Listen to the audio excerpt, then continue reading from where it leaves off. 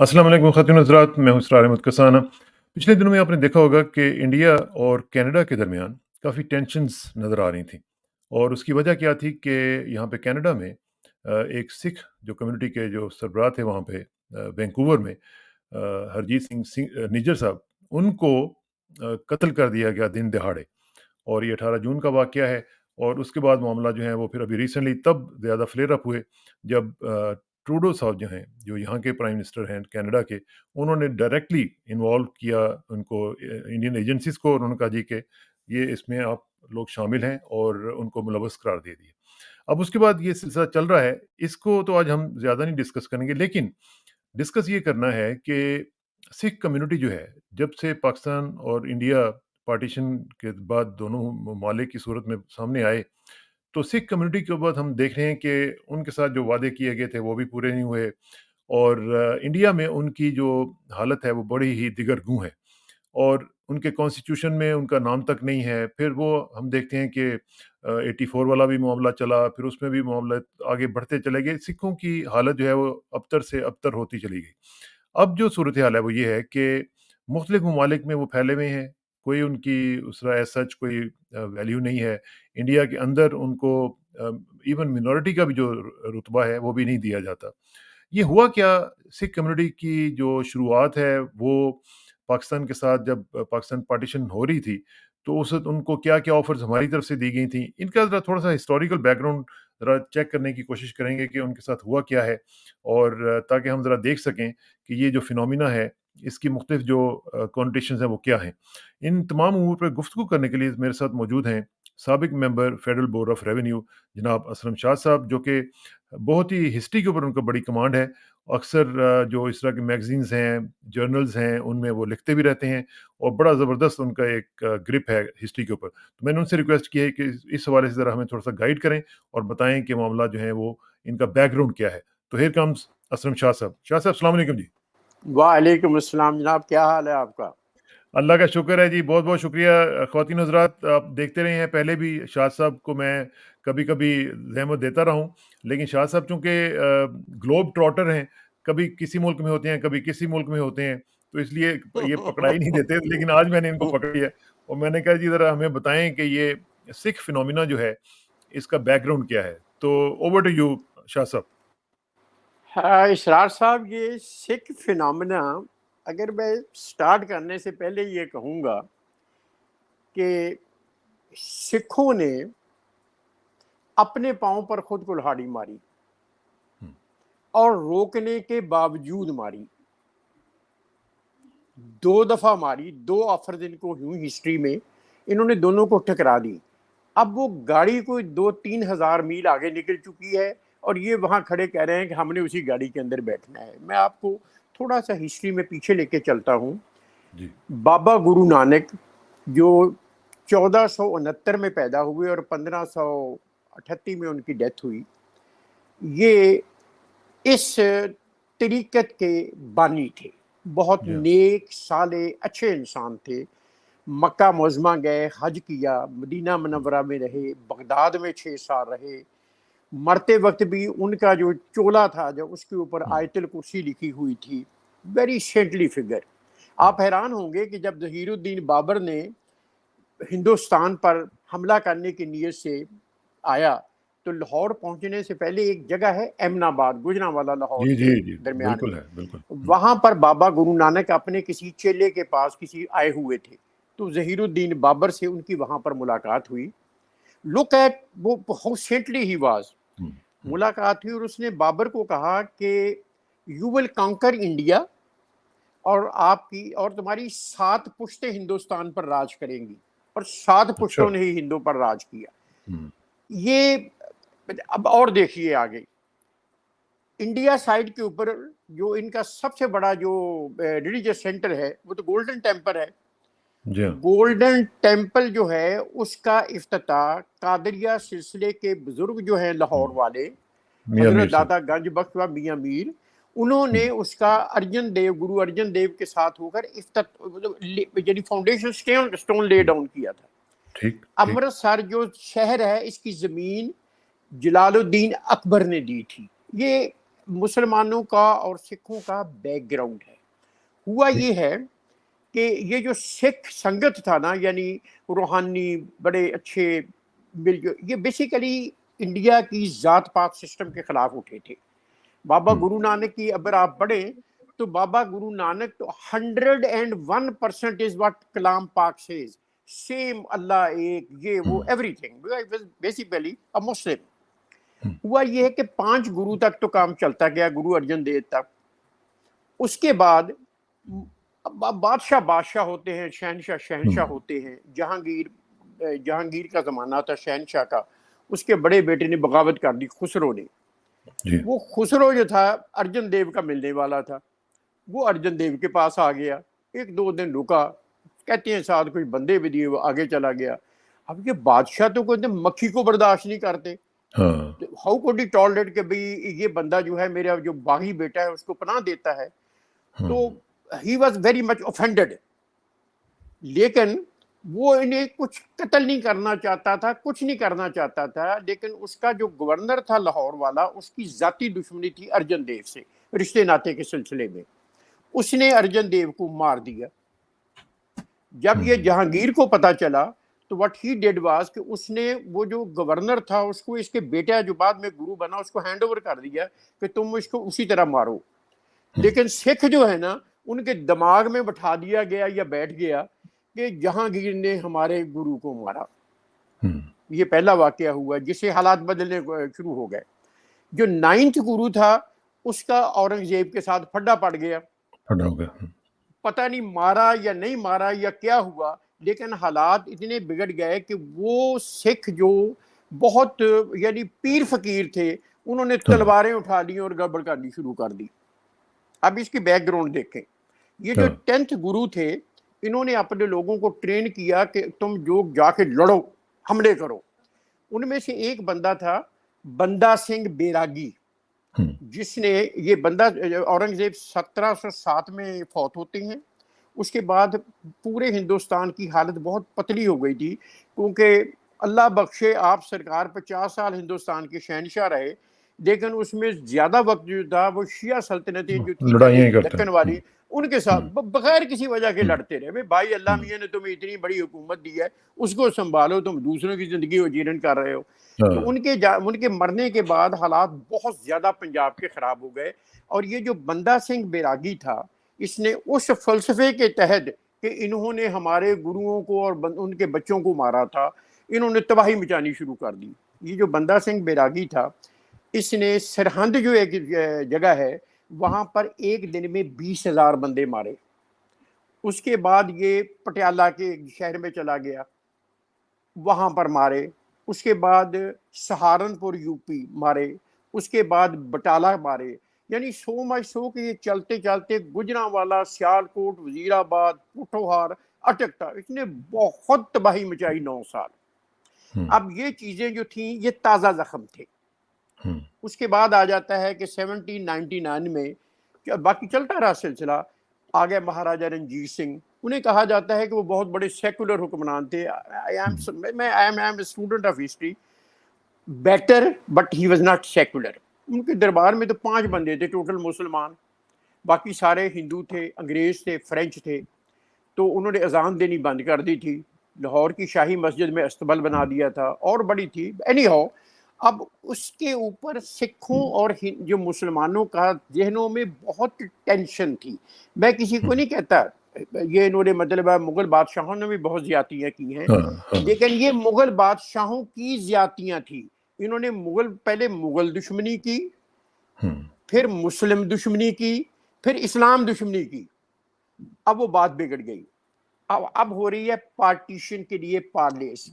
انگریز جو ہیں وہ فرسٹ اور سیکنڈ ورلڈ وار میں بہت کمزور ہو گئے تھے. اٹ واز ریٹن آن دا وال کہ آزادی ہونی ہے.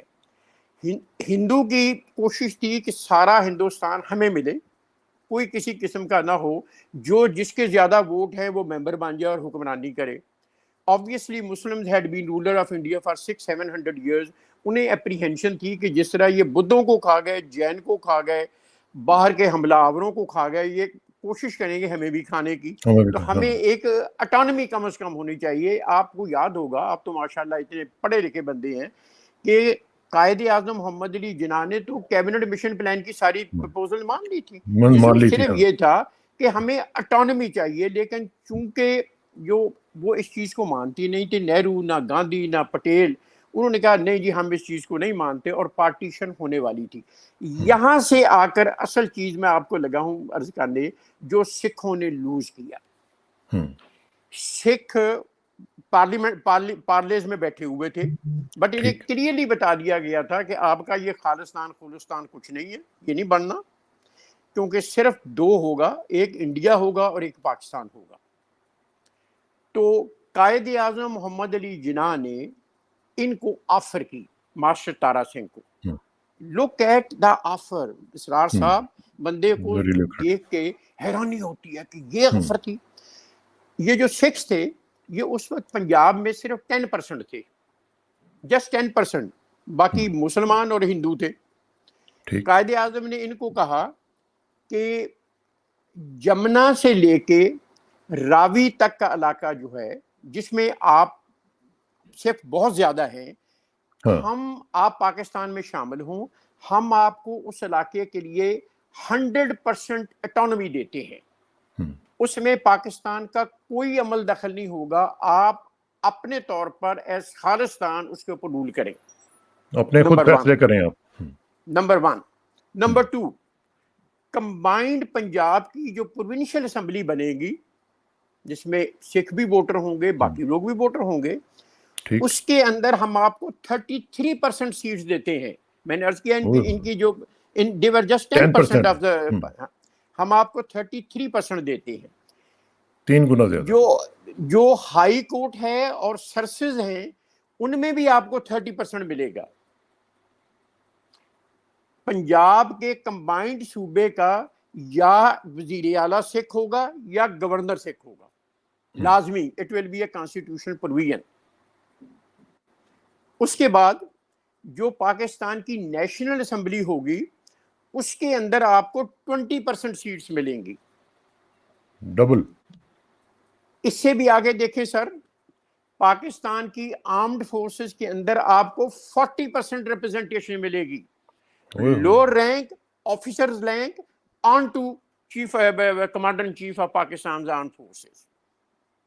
اس سے بڑی کیا آفر ہو سکتی تھی ماسٹر تارا سے. اور نہیں جی نہیں، آپ کیا باتیں کرتے ہیں، ہماری تو ہندوؤں کے ساتھ بات ہوئی ہے، ہم تو پورے ہندوستان کے اوپر راج کریں گے اور ہم اور ہندو ایک ہیں. وہ پرانا میں نے جو عرض کیا ہے، بندہ سنگھ بیراگی والا، رنجیت سنگھ والا، جہانگیر شہنشاہ والا، اور وہ زہر دماغوں میں اتنی پھیل چکی تھی. اور میرا خیال ہے کہ میں I am very sorry to use the word, میرا تو خیال ہے they had lost the mental balance. ان کے جو چاروں مین لیڈر تھے نا، یہ ماسٹر تارا سنگھ، بلدیو سنگھ جو پارٹیشن کے بعد انڈیا کا ڈیفنس منسٹر بنا ہے، گیانی کرتار سنگھ اور مہاراجہ پٹیالہ. دے ور دا مین 4 فگرز. ان کی مت ماری گئی تھی. یہ بعد میں خود کہتے تھے ہماری مت ماری گئی ہے. اچھا انہوں نے جی نہیں، قائد اعظم نے 2 دفعہ ان کو کہا، ماسٹر تارا سنگھ کو. دوسری دفعہ تو تارا سنگھ جس طرح ہوتا ہے نا، بندہ بات کرنا شروع کرتا وہ اٹھ کے چلا گیا. He was so discourteous.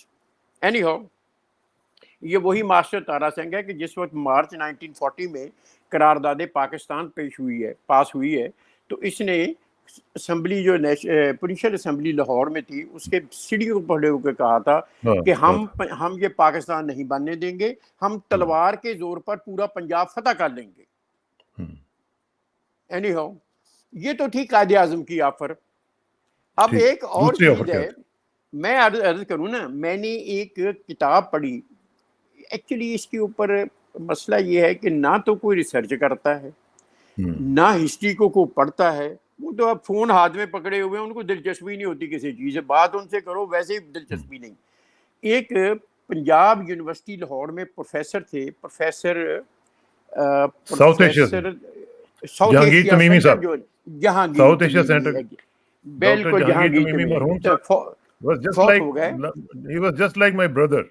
ہاں بس انہوں نے ایک کتاب لکھی 510 سکھوں کے میگزینز کی سکروٹنی کرنے کے بعد، اور کوئی 150-200 کتابیں پڑھنے، گرمکھی میں لکھی ہوئی کتابیں، اور مینی نیوز پیپرز پڑھنے کے بعد انہوں نے سکھ مسلم تعلقات کے اوپر کتاب لکھی. مجھے پتا چلا، میں وہاں گیا ساؤتھ ایشیا سینٹر میں، تو وہاں سے میں اس کو لے کے آیا.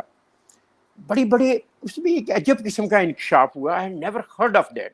وہ کہتے ہیں کہ یہ جب کرپس مشن آیا ہے، جس کو کیبنٹ مشن پلان کہتے ہیں، کیبنٹ مشن آیا ہے، وہ جو مسٹر کرپس تھا، وہ اپیرنٹلی تو تھا کہ ان کو کچھ نہیں ملنا سکھوں کو، کیونکہ ان کی کوئی ویلیو نہیں تھی، ان کا وہ بات نہیں بنتی تھی. اس نے ماسٹر تارا سنگھ کو کانفیڈینشلی بلوایا، سیکرٹری. اس کو کہا ماسٹر صاحب، میں آپ کو ایک ایسی چیز کہنے لگا ہوں جو آپ کے خوابوں میں بھی نہیں، اور جس سے آپ کے سارے مسئلے حل ہو جائیں گے. انہوں نے کہا ہاں جی. اس نے کہا کہ اس طرح کرو کہ آپ لوگ سکھ جو لیڈرشپ جو ہے، ہمیں لکھ کر دے دو انگریزوں کو کہ ہم لوگ 10 سال مزید پنجاب میں ٹھہر سکیں گے. یعنی انگریز ٹھہر سکیں گے، انڈیا بن جائے، پاکستان بن جائے، ہم آفیشلی آپ کا خالصتان بنا دیتے ہیں، جمنا سے لے کے چناب تک، اور آپ لکھ کر ہمیں دیں کہ ہم 10 سال مزید یہاں پر رہ سکتے ہیں، 1957 تک. انہوں نے کہا کہ اس کا فائدہ کیا ہوگا؟ You will become the kingpin. ہر مسئلے کے اوپر انڈیا سمجھے گا کہ یہ پاکستان کی طرف نہ چلیں گے اس پالیسی میں، پاکستان 24 گھنٹے فکر میں ہوگا کہ یہ انڈیا کی طرف نہ چلے جائیں، اور ہم یہاں پر ہم اور امریکہ ایکسٹینسو انویسٹمنٹ کریں گے اور آپ کی عیش ہو جائے گی. Obviously they did not want to leave India, they wanted to stay in one way or the other. انہوں نے کہا جی آپ کیسی بات کر رہے ہیں جی، ہمارا تو ہندوؤں کے ساتھ، ہمارے ہندو تو ہمارے بھائی ہیں، ہم نے ان کے ساتھ، ہم ایک ہیں، ہم نے تو ان سے، انہوں نے تو ہمیں بتایا ہے کہ we will be ruling the whole of India، ہم تو مارشل ریس ہیں. تو یہ آپ کیا کہتے ہیں کہ ہمیں 10 سال کی دے دیا؟ ہمارا ہندو اور ہم میں فرق ہی نہیں ہے. اس نے ایک دفعہ پھر تارا سنگھ کو بلوایا، اس نے پھر سمجھایا کہ بات کی گہرائی کو سمجھنے کی کوشش کرو، تمہیں خالصتان بھی مل جائے گا، you will become an indispensable factor, kingpin. بات کو سمجھو. او جی میں نے آپ کو کل بھی کہا تھا کہ آپ کیا باتیں کر رہے ہیں، آپ پارٹیشن کریں اور یہاں سے چلے جائیں، ہم ہندو ایک ہیں، یہ ہمارا پاکستانیوں سے یا کسی اور سے یا آپ سے کیا، یہ کیا تعلق ہے، آپ ہمیں کس قسم کا چکر دے رہے ہیں. چلا گیا. اب میرا خیال ہے صاف ظاہر ہے اس نے کسی سے بات کی ہوگی، ان چاروں میں سے یا کسی اور سے. اس نے کہا یہ تو بہت اچھی پرپوزل ہے، وہ تم نے یہ کیا کیا، جاؤ جا کے اس کو مزید تفصیل کرو. Third time he comes to meet Mr. Cripps. ٹھیک. مسٹر کرپس نے جب کہا کہ تارا سنگھ آیا، اس نے کہا کہ اب میں جو پنجابی میں جس طرح کہتے ہیں نا کہ اس گدھے کو کہو کہ دفع ہو جائے، I don't want to see him, and he did not see him.